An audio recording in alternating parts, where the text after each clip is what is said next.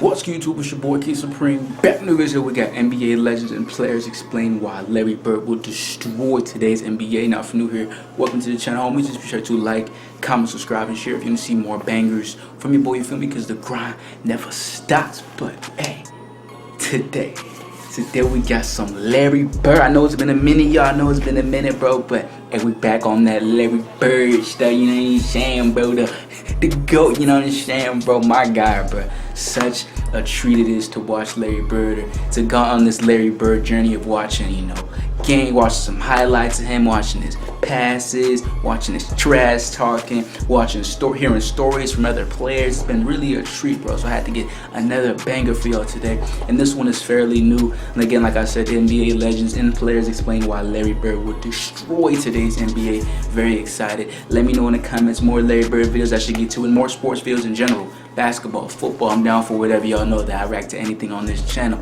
So I want to amp up the, more basketball reactions, because, what I'm saying, I've been lacking a little bit on that front, but I want to get to more and more, especially some more Larry Bird. So we're going to see how this one is.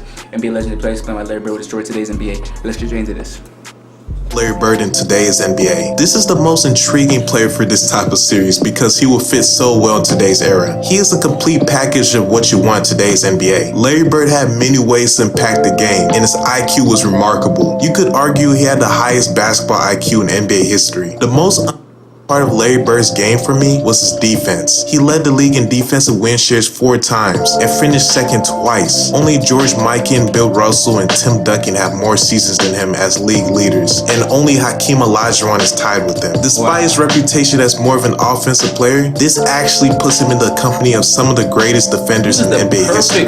He also made 3 all-defensive teams. Sure, he wasn't a lockdown defender like Dennis Rodman in one-on-one situations, but he could hold his own and was great at reading passing lanes for steals, so he wasn't a liability, which was one of the biggest myths. And to prove that Larry Bird will dominate in today's NBA, there are players like Nikola Jokic and Luka Doncic who are thriving in the league. Both players possess some of Larry Bird's qualities. Jokic's freakish passing abilities, excellent off-ball play, and Luka's tough shot making and competitive mentality. But neither are a better shooter or defender than Larry. That is why in today's league it's difficult to find a player to compare Larry Bird to, because he is a composite of many players. The only thing you have to worry about with a prime Larry Bird in today's NBA is whether he'll be ejected after trash talking every player guarding him, because he will destroy players mentally too. Like the guy was telling players what he'll do before he even had the ball in his hands. So I'm going to show you NBA legends and players sharing stories of how dominant and skilled Larry Bird was. And after this video, please tell me how many points you think a peak Larry Bird will average in today's league. Enjoy the video, man.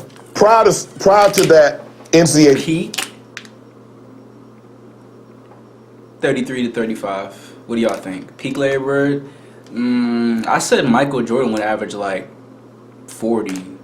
So Larry Bird, top 10 top 5 player of all time. I would put him at around that 30 range.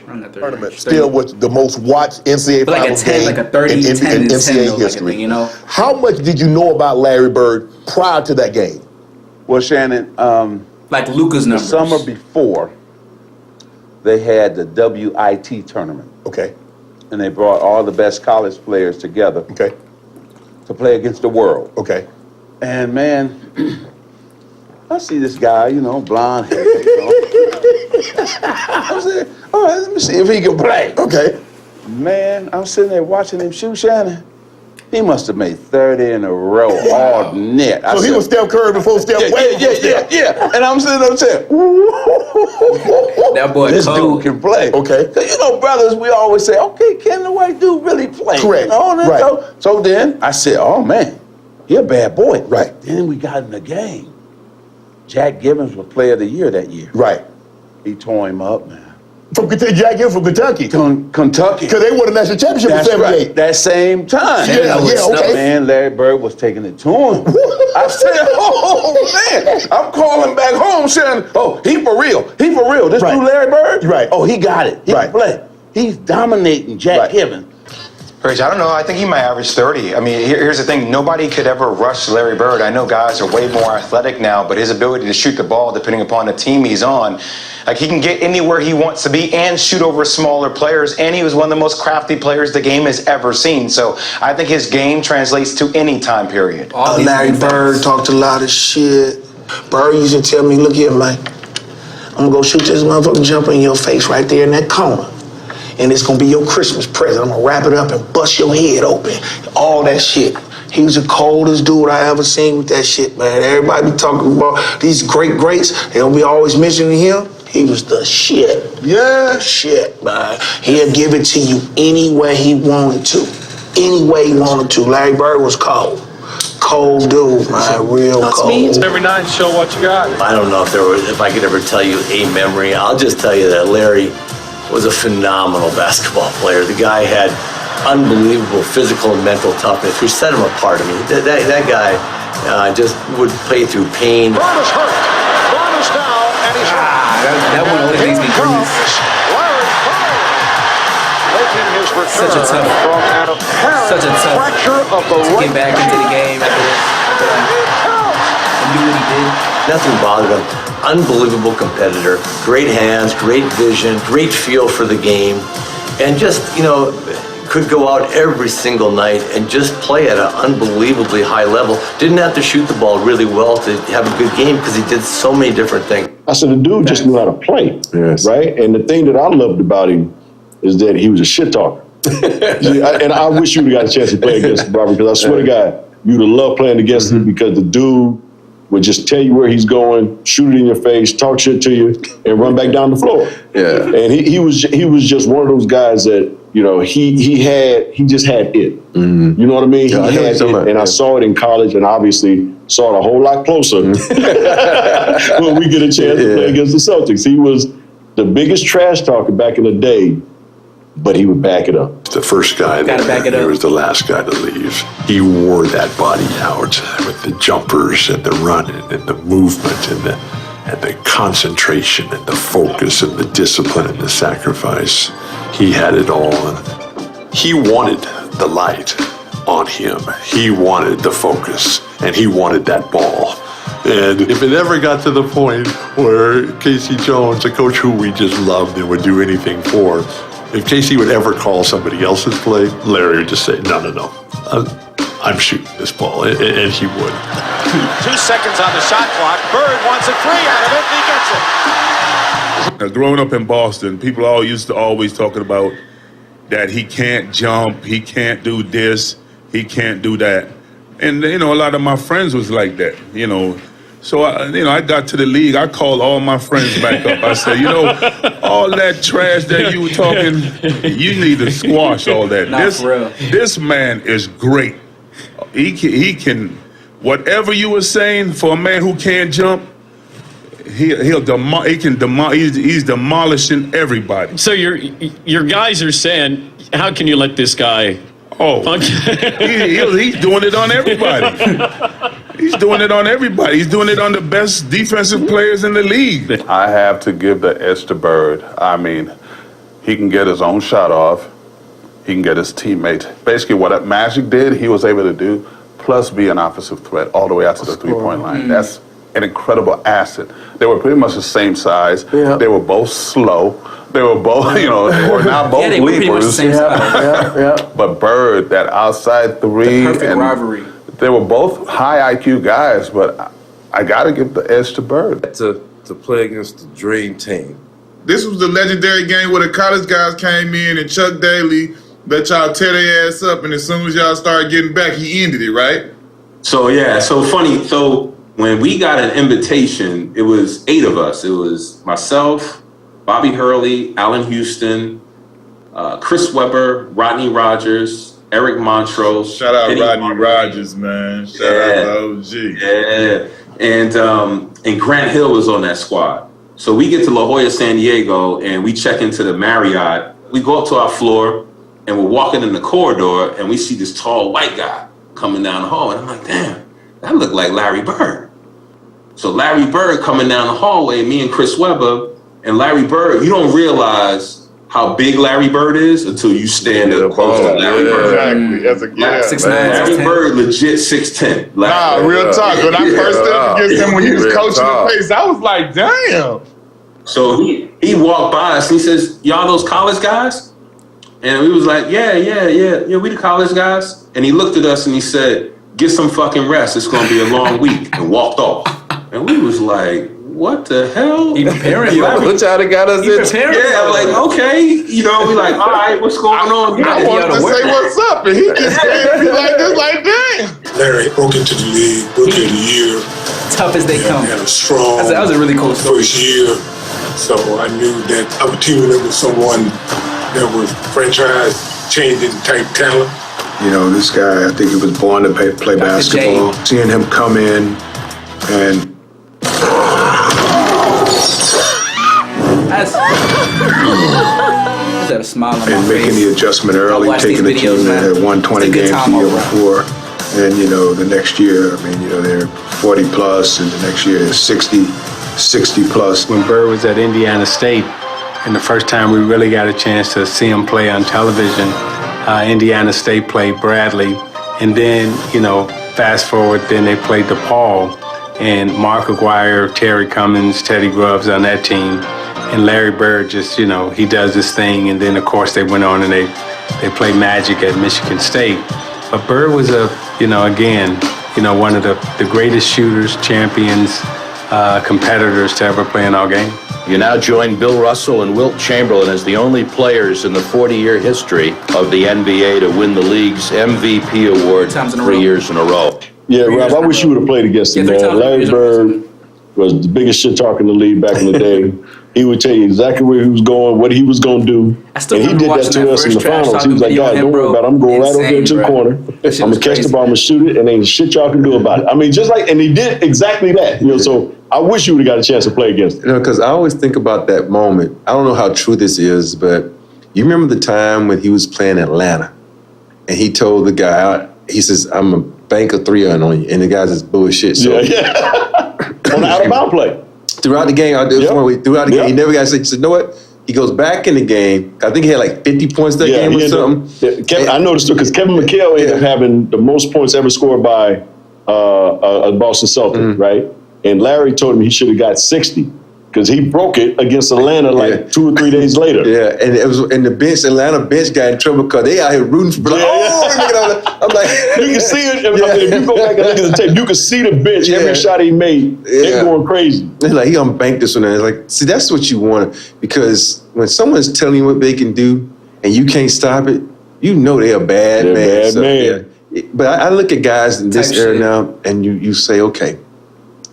You look at Bird and says, "Man, I could have stopped him because, you know, he's slow." It's sort of like Luka now. Luka, you watch Luka. Luka is so freaking slow, and you're like, why can't they stop that? Right. I'm like, So when you crafty, you know how to play. That's all you. That's all you need. Yeah, I think Bird is fast compared to Luka. I see Luka, he be going slow as hell, and he'll get by you. But Larry probably looked like fucking sprinter compared to the way Luka played. Yeah. It's amazing. I think it was 86, 87. So we were playing Boston Celtics in the Eastern Conference Finals. So they gave me the task of guarding Larry Bird. Guarding Larry Bird. I'm like this 25-year-old rookie in the league. They said, "Dennis, you have to guard him." 25-year-old rookie? And I'm like, you know what I'm saying? Guard him. So that was my whole job, was to guard the toughest guy on the team, on the other teams. So, so I'm guarding him. And every time I turn my head, he's over there in the 3-point line. He said, "I'm over here, Rook." I'm like, I got to go out there and run out there like a dumbass. Let's go out there, try to contest him. He hit the 3. I'm like, okay, da-da-da-da. I remember the Portland game. Wow. It was, I think it was Super Bowl Sunday. We're playing the Portland Trailblazers. I mean, he was had like rookie, 52 points or something like that. We were down 3, and he's a remarkable, crazy 3-point shot. He was leaning, and I was like, "There's no way he's going to hit a shot." DJ again to make the inbound pass. They're double teaming Bird. Larry, fall away. All right. He's leaning, falling, gets 3-point. I'm like, this guy's amazing.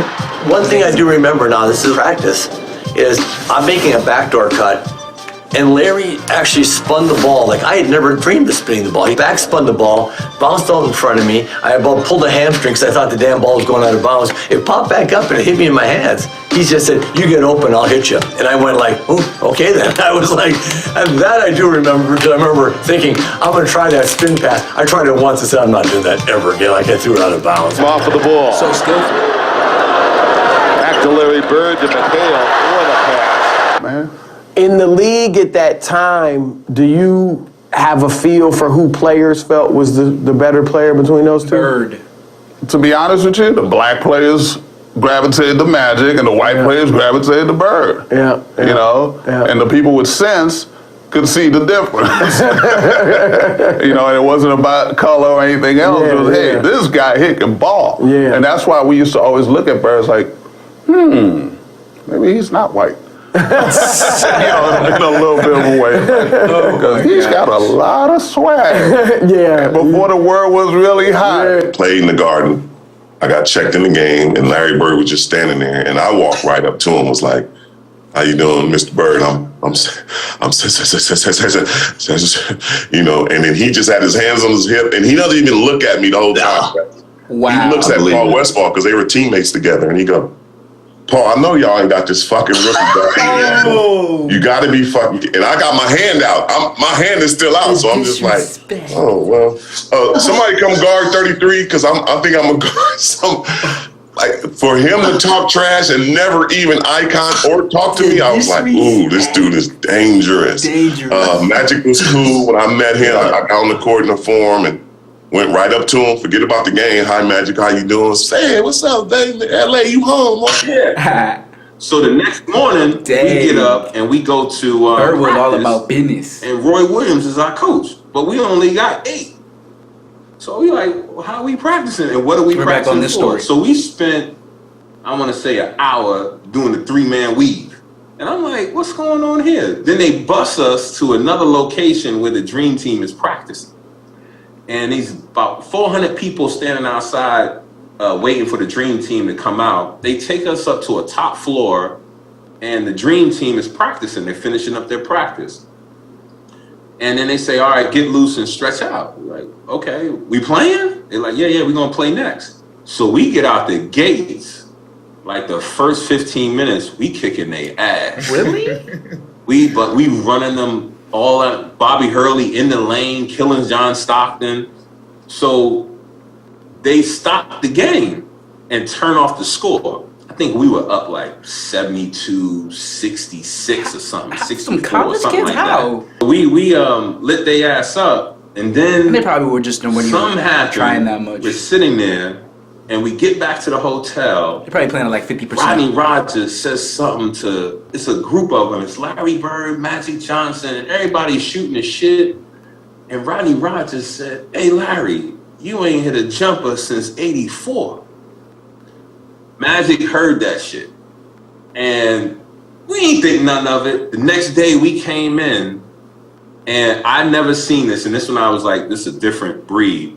Magic Johnson fed Larry Bird the ball probably about 8 times in a row down court. Larry Bird got the ball on Rodney Rogers, and every time he was about to make a move, he told him what he was going to do. One dribble, pull up. Wow, he said, "I'm about to teach you a lesson, son." Starbucks has a coffee that's made to be yours. That you're going to remember for a YouTube long TV time. has no hidden fees and includes She unlimited did 'em DVR space. dirty. YouTube TV, try it free. Not only did he just going left, off glass. Bucket. One dribble going right, spin, shot, bucket.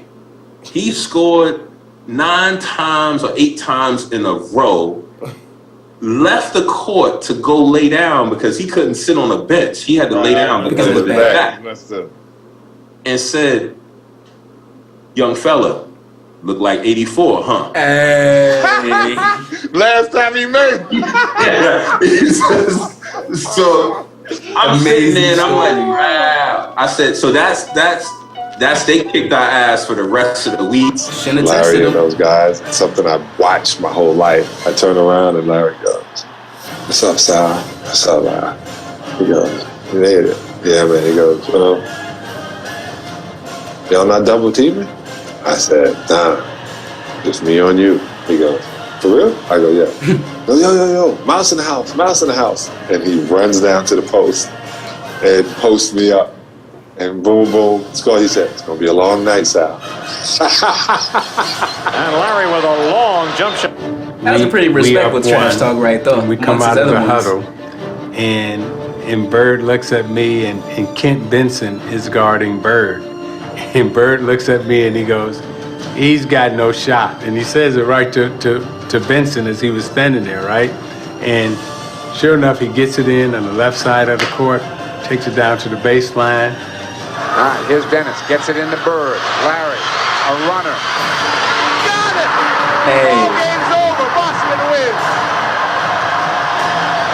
Knocks it down, they win by 1. He walks off, he goes, I told you. What a legend. You can't put him on me. He said, you better get somebody else who can guard. So guys, I hope you enjoyed the video, and tell me how many points you think a prime Larry Bird will average in today's NBA. About 30, 33. I'll say like 33. He would probably average probably a Luka. He probably average like a Luka number, like how Luka's averaging like a 30-10 and like a 30-10 and 10 right now or something like that. He probably average something like that. Wouldn't be surprised if he did like a 30-15 and 10 or something like that, but that's what he probably would average. But I appreciate y'all for watching, appreciate y'all for tuning in. That was a really cool video. I really loved that one. And let me know any more Larry Bird videos that I have not got as of yet. And yeah, I'm gonna keep on flooding these bangers out for y'all. You feel me? Appreciate y'all for all the love, appreciate y'all for all the support. Larry Bird and go back again, best in the amazing video. Thank y'all for the love. Catch y'all next time. Like, comment, subscribe, share if you can see more videos. Instagram's on the bottom of that screen. Also in the description if you want to hit me, DM me, message me, do all that shit so I can keep on spamming these videos out for y'all. I appreciate y'all so much for watching. It's your boy KingSupreme. Catch y'all next time, homies.